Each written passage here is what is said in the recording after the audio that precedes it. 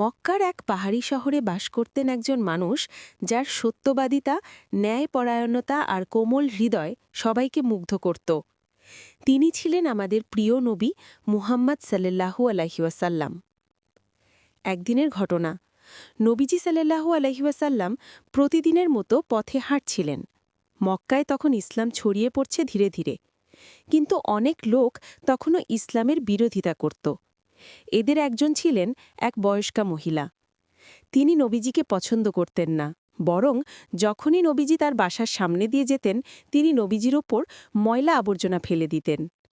নবীজি কখনো রাগ করতেন না, কিছু বলতেও না, মুখে হাসি রাখতেন এবং চলে যেতেন। তার দয়া ও সহনশীলতা মানুষকে অবাক করত।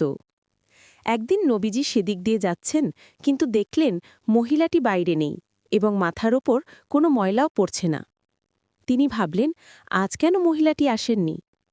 তিনি চিন্তিত হয়ে মহিলার খোঁজ নিতে তার বাসায় গেলেন। দরজায় কড়া নিতেই ভেতর থেকে দুর্বল গলার শব্দ পেলেন।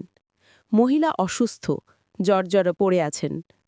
নবীজিকে দেখে মহিলা অবাক হলেন, যাকে তিনি কষ্ট দিতেন সেই তার খবর নিতে এসেছে।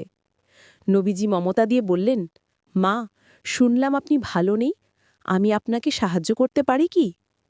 নবীজির এই আচরণ মহিলার হৃদয় গলিয়ে দিল।